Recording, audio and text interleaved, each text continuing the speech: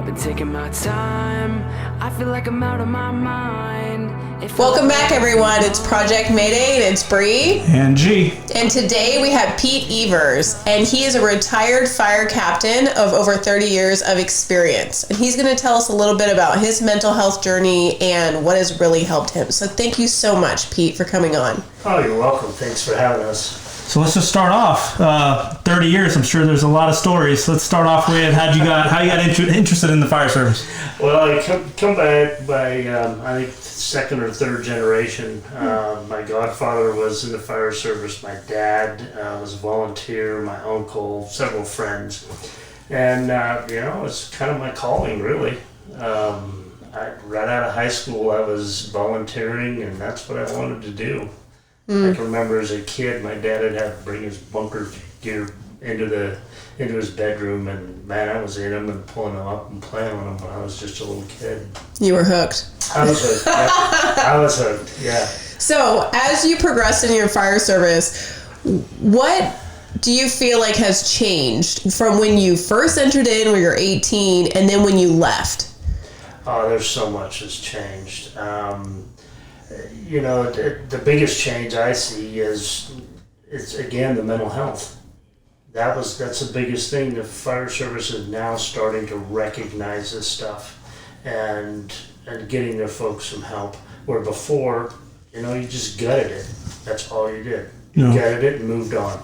Yeah, and with that, gutting it mentality, have you, when you were at that time, did you recognize it at the time, or was it retrospect, looking back to it, like that was kind of gutting it?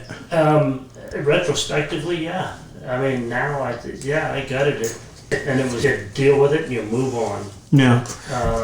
Where now is there's so many programs out there. You have the briefings and peer support and all that stuff. I think it's great because hopefully we'll be able to kind of have that downturn with the amount of incidents we have. Yeah. Mm-hmm. So let's dig a little bit deeper now. Okay. We have a little bit of your summary that you've been in a long time. You were conditioned to be a firefighter. You went in as another legacy. And what happened in your career where you're on our podcast sharing about mental wellness? Well, like I said, throughout my entire career, I took care of my guys. I took care of them, got them into CISM stuff, got them into programs, but I never took care of myself. So after I retired, I had a couple significant events in my life that essentially rocked my world. 3 days after I retired, I did a face plant in the front yard. And again, retrospectively looking back at all the evidence, I died. And I was diagnosed with what's called prolonged QT syndrome. I'm now sporting a pacemaker to take care of that. Talking to all the medical staff, it's a leading cause of death in otherwise healthy people because it's so hard to detect. You can have a normal sinus rhythm 1 minute, and the next minute you're face down in the front yard. Wow. Jeez. I mean, thinking about what if that happened on a fire? Exactly. Yeah.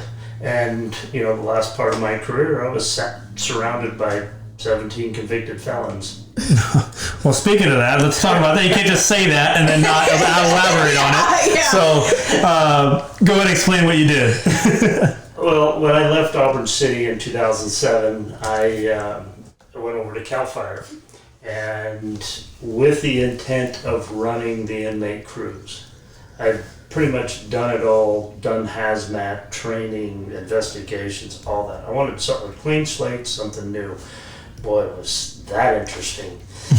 To take 17 convicted felons and turn them into an effective and efficient firefighting force where you can go in and cut line around these fires. No. Did you experience, in that experience, was it like excitement from the inmates, or like they're just doing it because they got nothing else to do? Like, were they energetic about it? Well, there's benefits to it. They get Yeah. time off and they make more money in a program. There's a huge media event, that it's slave labor and all that. That's not the case. These guys get paid. At the time, it was $1.45 to $2.56 an hour, and that's porthole to porthole. So the time they left camp to the time they got back, they were getting paid. Plus, they got their $1 a day. Now, 55% of that went to their restitution. But you have a banner fire year like last year was, and this year's. They could make some decent money. Yeah. I always use the analogy as it's like taking 17 fifth graders on a real exciting field trip. Where they might die. And especially if it was an immediate need request, your lights and siren and all that. Yeah. You could hear them in the back hooting and hollering. And how did that transition into your kind of personal life? Was your significant other like, hey, you're all with these convicted felons? Like, what are you doing? Well, I spent more time during the summer again with convicted felons than I did my own family. Yeah. So that weighed heavy. You were gone. My first year with CAL FIRE was gone from May until mid-December. Wow. Gone. I'd come back 1 or 2 days during that time frame, but then right back to work. Okay, so knowing the stress and the schedule conflicts, I mean, there's so much stress with just the culture of being a first responder, but you said there were a few events. So you said one, you dropped dead. That's a pretty big event. Yep. What were some other events that happened? Well, the second one, and bear with me, we had to put our dog down.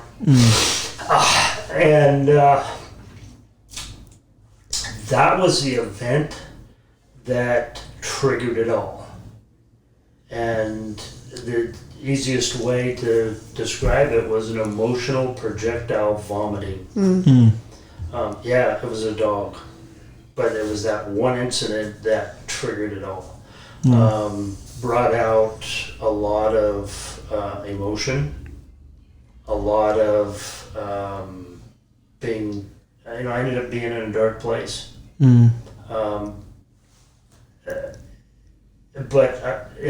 Again, retrospectively looking back, a lot of the signs and symptoms were already there. Yeah. The isolation, the self-medicating, and just not being in a good headspace. No. So once I got through the treatment with my therapist, now I can look back and go, oh yeah, that's what that was. That's why I was feeling that way. Yeah. So when you say treatment, were you already in therapy before this, or was it because you found yourself in a dark place and it was in consequence to that? That's what it was. Okay. I found myself in a dark place, and I says, I'm tired of feeling this way. I need to do something. Yeah.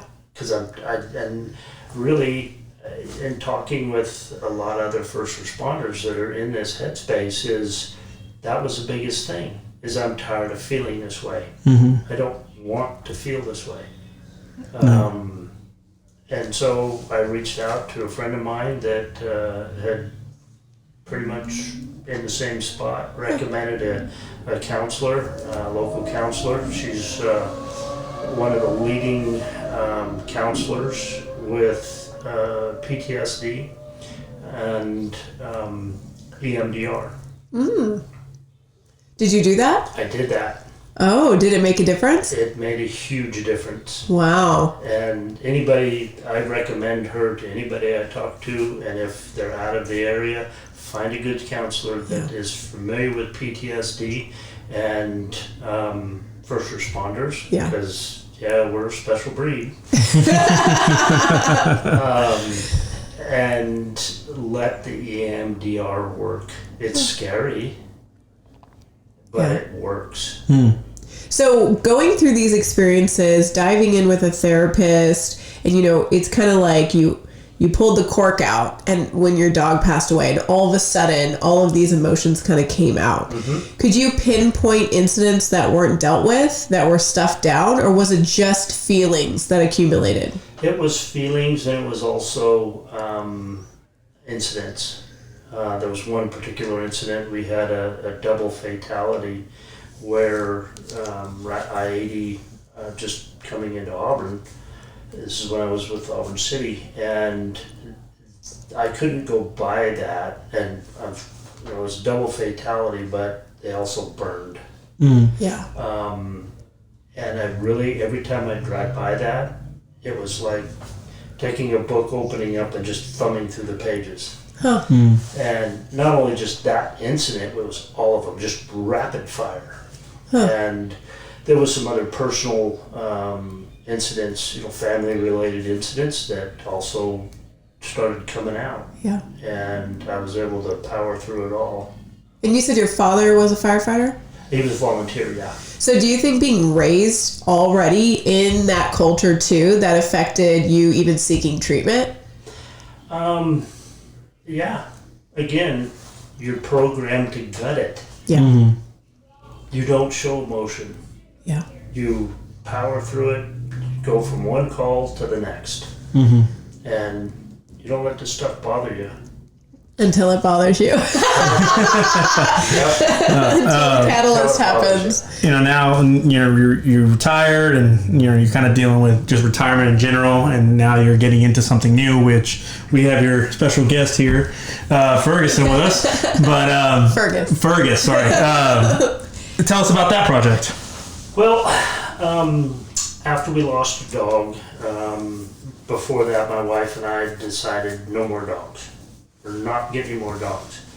It's quite evident that I needed another dog. Mm-hmm. I've heard about service dogs, mainly with folks with disabilities, and the comfort dogs and therapy dogs and all that stuff. And it was quite apparent that I needed another dog. And so we started looking for reputable breeders. We knew what we wanted, what type of dog.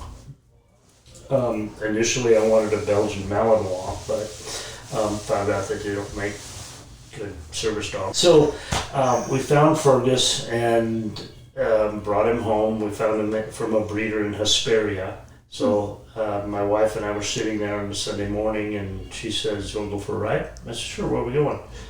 LA. Yeah. So short ride. Yeah, short ride. No, it wasn't LA, it was Hesperia. So we found him, Four Paws to Freedom, went through the evaluation process, and here we are. Mm. It took us about a year to go through the program, and it's a great program because you're paired with the dog, or not paired with the dog, you come with the dog, and you go through the training together, especially if they're young. How long is the program? It anywhere from a year to 2 years, depending on the dog and the handler. We have some folks that have some traumatic brain injuries, and so their cognitive stuff is affected. So it takes them a longer to get through it. But again, we stick with a no one left behind. Mm-hmm. So we'll get everybody through. No, and what kind of cues do the dogs pick up on, or what about yours in particular? I guess if you want to share. Yeah, absolutely. For me, it's hypervigilance. Costco's a nightmare for me. There's been times where I've literally had to go in the back to the store and sit down and practice my 4-square breathing, and just to get out of the store.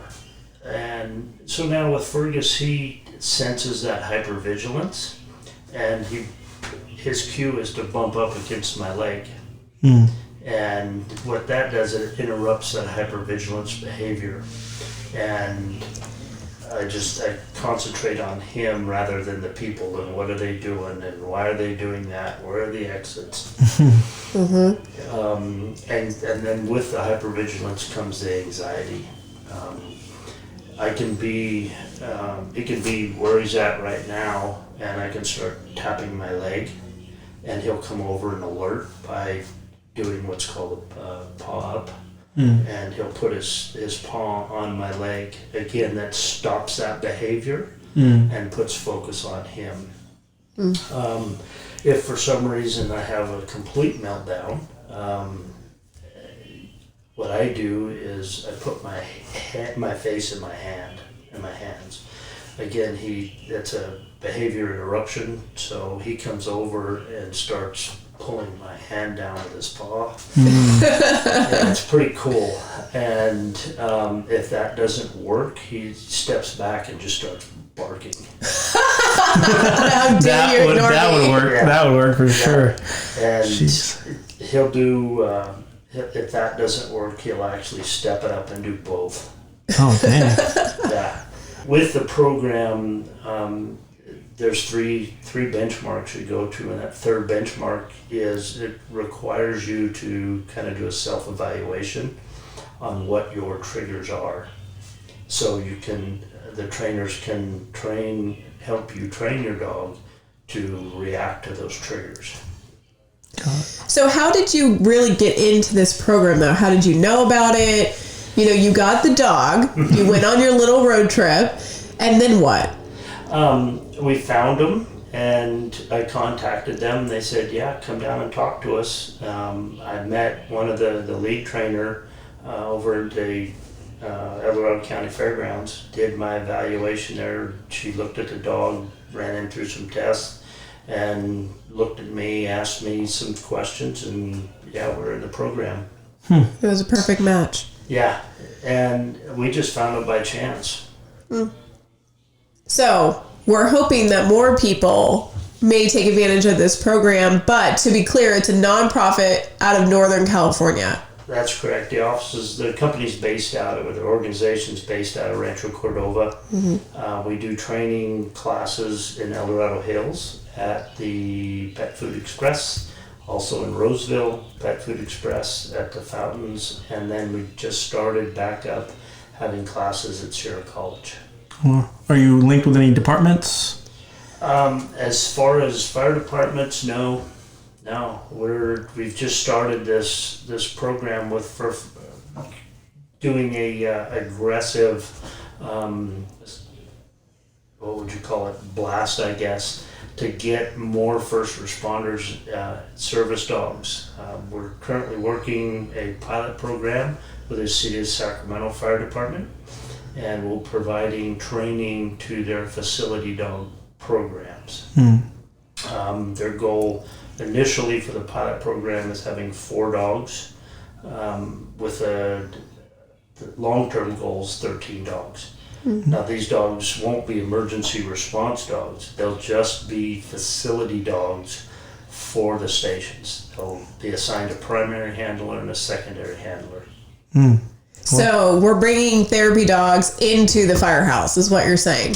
Pretty much. I mean, dogs used to be in the firehouse. I'm saying, That's now awesome. they're going to be therapy dogs. I think that's pretty incredible. Yeah, and what was another thing that was really cool when Bree was talking to me about you was that it's free. Like, you just show up with your dog. You pay for your dog, but you show up and the training is free. Yep, for first responders and veterans, there's no charge. That's all paid for with grants and fundraising. That's how we put the programs on. So how has this program changed your life with just all of your background, stuffing it down, having this moment of chaos and crisis, really, and then swearing you're not going to have another dog, and now you have Fergus? We actually have 2 dogs. We have Fergus and we have Maggie, which just started the program. God. So yeah, she's another golden retriever. How does it affect me? I guess it's just quality of life. It's improved my quality of life. I thought I was done packing stuff around for kids, but now I'm packing stuff around for service dogs. It's an improver of quality of life, because if I do have an issue like Disneyland, being in large crowds, that whole hypervigilance stuff, he's alerting me and bringing me back down to earth. if I do have a moment, whatever, a trigger, he's there. A lot of times people don't understand the effects of PTSD. Yeah. I mean, yeah, you go through it, but it's nothing that you get over. Mm-hmm. You are given tools to manage it, and that's where the service dog comes in. It's another tool to manage the effects of PTSD. Absolutely. I definitely think that, with this type of resource, it really does pinpoint what you just said. It's about your quality of life. And with a lot of our first responders, the culture is shifting and it is changing, but it's like we should go into preventative work and still, before we hit that dark place of chaos, let's get the therapy dogs in now. Let's do the debriefings now, and so we can correctly file things away. Absolutely. So I really appreciate you sharing, just your personal history, because it's very vulnerable. And, we're taught that that's embarrassing when it just is. You just kind of absorb the world's pain as a first responder, and then you don't know what to do with it. No. So, yeah, I really appreciate you sharing that about 4 Paws to Freedom, and we're going to link that down below. For sure. How old is Fergus? Fergus is 3 years old. We got him when he was about 10 weeks. Oh, wow. So we definitely have the bond. No, for sure. And you're talking about, you losing your first dog and you had a meltdown. It just sucks because I have to think about, Fergus ultimately one day, and it's just like, holy smokes. Yeah, we're not going to go there. Yeah, no. That's why he has Maggie. Yeah, he's already trained in Maggie. Wow. No, incredible story, and thank you for coming on and sharing. But we're not quite done with you yet. Yep. Okay. We got to put you through our rapid fire before you get out of here. So the rules are, there's 5 questions, and you have to answer in one word or one phrase. And some of them are light, but some of them are a little bit heavier, so we'll see what you come up with on the top of your head, okay? Okay. All right, go ahead, Brie. Okay, you can elaborate on some of these. Okay, so I can or cannot? you can. Okay. Okay, number 1. What's your favorite dog breed? English Cream Golden Retriever. All right. Number 2, something you don't miss from the fire service. Politics. Oh, yeah, for sure. One word. That was quick, Yeah, too. quick. Number 3, what would make you valuable in the end of the world scenario? My background. Fires. Good with all the cons. Okay. Number 4, if dogs could talk, which breed would be the rudest? Probably the Belgian Malinois. The one you wanted? Yeah. They nickname Belgian Malin Jaws for a reason. Oh my gosh, that's funny. Yeah, no. We're gonna have to put a picture. Yeah, for sure. Okay. And then last question. What's one word to describe your mental health today? Improving. That's good. Yeah. That's a Moving really good forward. one. Yeah, for sure. Work in progress. Aren't we all? For sure. Thank you again so much for coming on. We really appreciate it, and really appreciate you talking about, getting vulnerable and talking about, your kind of lows and also your highs, now. So I really appreciate you coming on, and also thank you for sharing about your project, and hopefully you'll get some calls here or emails here soon, and we'll get some more dogs out to first responders. That sounds great. Thanks for having us, guys. Absolutely. All right, guys, this is Project Mayday. Call out. All out.